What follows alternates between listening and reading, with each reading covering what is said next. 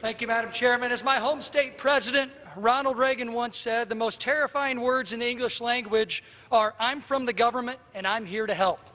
I am for the American voter. I support every eligible voter having easier ways to register to vote and easier access to the polls. What I'm not for is Washington, D.C. taking over our elections. I've said it before, I agree with my colleagues across the aisle that there is a role for the federal government to play in election infrastructure, campaign finance disclosure, ballot access, transparency, and most importantly, election security. However, H.R. 1 misuses taxpayer dollars, takes power away from the states to administer their own elections, and threatens to limit Americans' constitutional rights. And I cannot support this legislation. This bill, a 700-page mammoth bill, takes power away from states, given to them by the U.S. Constitution, to designate the time, place, and the manner of their elections. I know the author of this legislation said yesterday that H.R. 1 is simply implementing the best practices of states, but that's federalizing our election system, no matter how nicely you phrase it. Congress should partner with the states who understand the unique needs of their own residents and provide support to increase voter registration and improve election security. Instead of federally mandating what this bill does, which is a one-size-fits-all approach, there's a limited role for the federal government to play in elections when patterns of discrimination have occurred, and when we will continue to address those patterns, we can do it in a bipartisan way through the Voting Rights Act. I cannot stress enough that Congress should absolutely be in favor of increasing access to the polls, but we cannot do that without adding the necessary checks and balances to ensure that these accesses are protected. We should allow states to maintain their own voter rolls to help them process voters in a timely manner, avoid unfunded mandates, and manage voter lists to avoid registration and voting irregularities. A few voting irregularities can change the outcome of a single election. The committee will be in order. A few voting irregularities can change the outcome of a single election. Just look at what happened recently in North Carolina. A political operative working for a Republican candidate illegally harvested ballots, which led to the North Carolina State Board of Elections calling for a new special election. Ballot harvesting is the practice when a political operative or volunteer can come to your home, pick up your ballot, and deliver it to the polling precinct. This process, while illegal in most states like North Carolina, is a perfectly legal practice in places like California.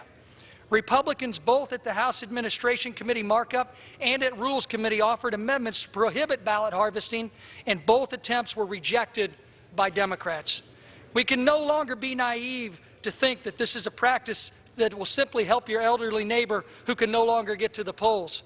Just ask my former colleagues from California.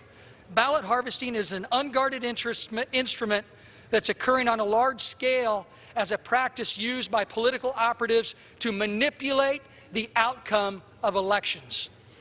If we want to improve election security, we must eliminate ballot harvesting and its risks to taking away the choice of the American people. Every American deserves their vote to be counted and protected. H.R. 1 limits free speech, imposes vague standards that disadvantage American citizens who want to advocate on behalf of what they believe in. Organizations like the National Right to Life, the Chamber of Commerce, and even the ACLU have spoken out against this bill for that very reason. Every American should be able to speak on an issue that they're passionate about. We also recently received the revised CBO score of H.R. 1, which egregiously underestimated H.R. 1's cost to the taxpayers, because the Congressional Budget Office said they needed more time to develop a comprehensive score.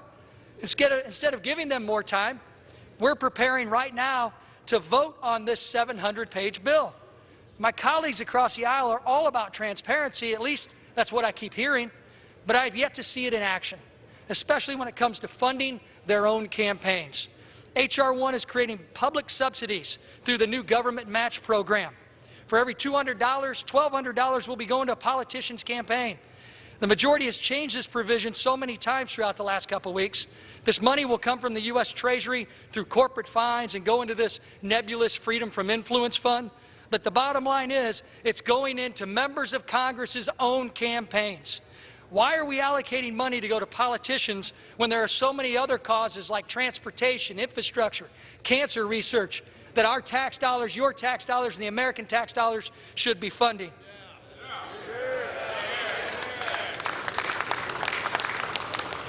The Democrats claim they want to take money out of politics.